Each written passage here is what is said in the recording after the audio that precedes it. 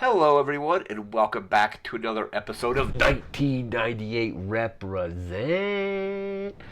Today, we're taking a look at Practical Magic. This is actually my first time seeing this movie. I watched it on HBO. There was a Nicole Kidman double feature at the New Beverly Cinema in LA. Um, when I was out there about like a week and a half ago, I didn't get to go to it because I think the double feature was To Die For and Practical Magic. I did not like again didn't get to see that at that theater because I had other stuff going on that day. But it is streaming on HBO, and that's where I ended up watching it. Let's see. So it was released October 16th, 1998. I think it maybe got pushed back like a week because the poster, obviously in this video to the right over here, is saying it's October 9th. But all the research I did said it was October 16th. So again, this is my first time seeing this film.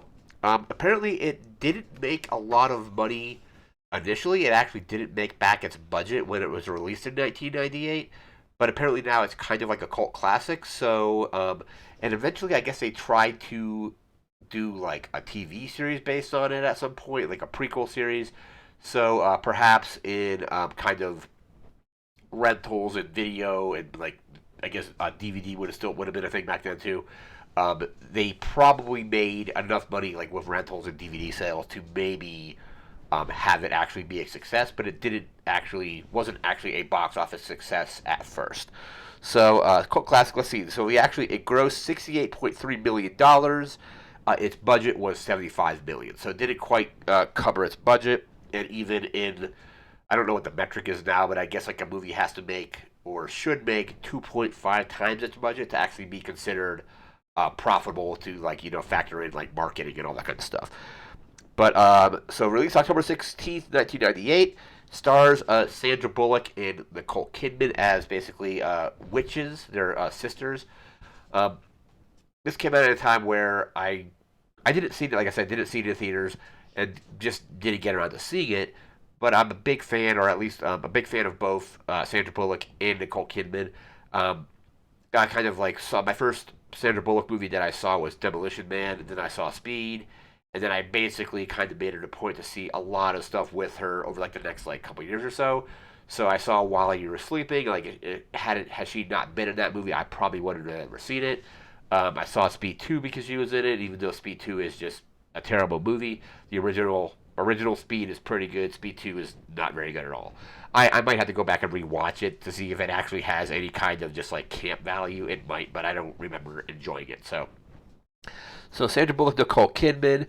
I guess in 2004, they did a failed TV pilot with Kim Delaney and Jerry Ryan. From she had would have Jerry Ryan would have been doing Star Trek or like had just finished Star Trek Voyager a few years before that, and I guess it was called Sudbury, which is a town I guess in maybe in like Massachusetts. Like I don't remember exactly what it said.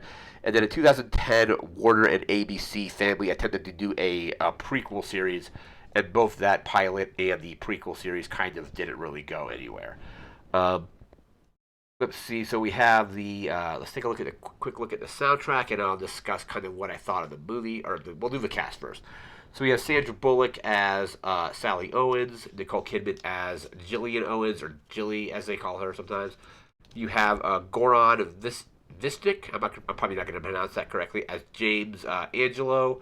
You have Stockard Channing as Frances Owens. Diane West is Bridget Owens, or Jet as they call her sometimes. There's Aidan Quinn as investigator. Gary Hatlett.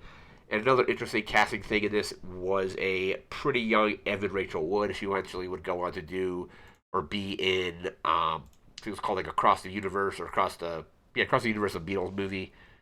And then like The Wrestler, and I think she was in The Ides of March and a bunch of other stuff. So she's gone on to have a pretty successful career after this as well. So let's now take a look at the soundtrack. So that at least the soundtrack itself, it features a track. First track is If You Did Believe by Stevie Nicks. We have This Kiss by Faith Hill, so I kind of knew that one already, or had heard it before. Got to Give It Up by Marvin Gaye. Is This Real by Lisa Hale. Black Eyed Dog by Nick Drake. A Case of You by Joni Mitchell. Nowhere and Everywhere by Michelle Lewis. Always on My Mind by Elvis Presley. That song is actually featured very interestingly in the movie, and it's kind of creepy, actually. There's Everywhere by Brandman 3000, Coconut by Harry Nilsson. That's actually in one of the funnier scenes where we're drinking and making margaritas. There's Crystal by Stevie Nicks, Practical Magic by Alan Silvestri. So Alan Silvestri does like the score, and then there's Moss for Ty by Alan Silvestri as well. So, like I said, I just watched this movie actually last night on, like I said, on HBO. I enjoyed it. I didn't love it. I thought, like, if I were to rate it, I would give it like a 4 out of 5. So the premise of the movie, so spoilers for this movie, you haven't seen it, is that Sandra Bullock's character and Nicole Kidman's character are sisters. They're from a long line of these Owens witches. Like I remember the first one, they're going to execute her, basically hang her. She jumps off of the kind of like the gallows, and the rope breaks, and then um, she ends up just kind of like living on her own and never really been able to like find anybody to fall in love with. So there's this curse on these women, basically. Like if these women fall in love, this like beetle will like make this clicking sound eventually, and basically the people that they fall in love with always end up dying. So like it flashes forward. So like their parents eventually, like Nicole Kidman's and Sandra Bullock's characters' parents eventually die, and they go to live with their aunts, and they learn magic and all that stuff. And then it flashes forward to where now Sandra Bullock or Nicole Kidman moves out, and Sandra Bullock's character is kind of like in this kind of town, and eventually falls in love with this guy who's like a, I think his name was Michael, and he was like doing like Apple, like an Apple salesman or something like that.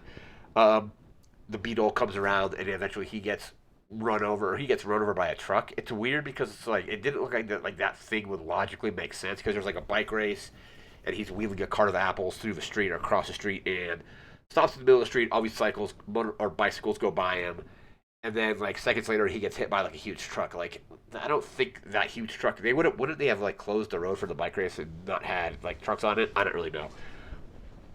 But basically, Sandra Bullock's character kind of in life goes one direction. Nicole Kidman's character goes another. They eventually like reconnect at some point where Nicole Kidman's boyfriend is like super abusive, and Sandra Bullock goes to get Nicole Kidman, and they kind of both get abducted by this guy. That's the James Angelo character.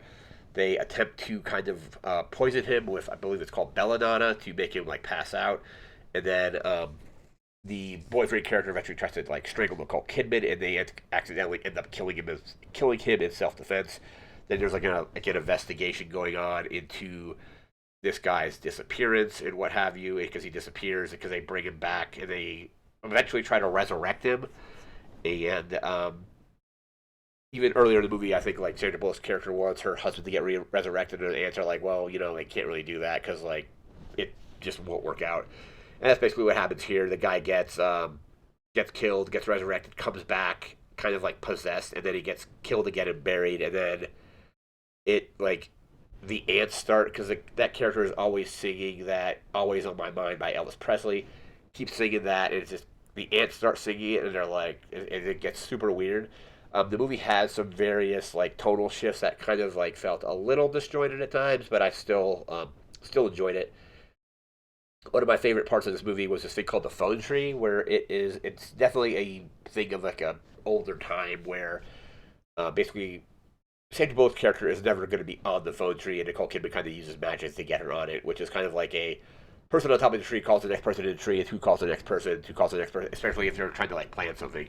It kind of harkens back to scenes in movies or TV shows where one person calls somebody, and then that person calls somebody else, and eventually you maybe even have like a split screen where you have like four people talking at the same time. It's kind of that kind of thing. One of my favorite parts of this film was when like Sandra Bullock goes to the school to be on the meeting for this thing, and she never gets on it, but she goes anyway. And Nicole Kidman goes as well, and then uses magic to get her onto the phone tree thing.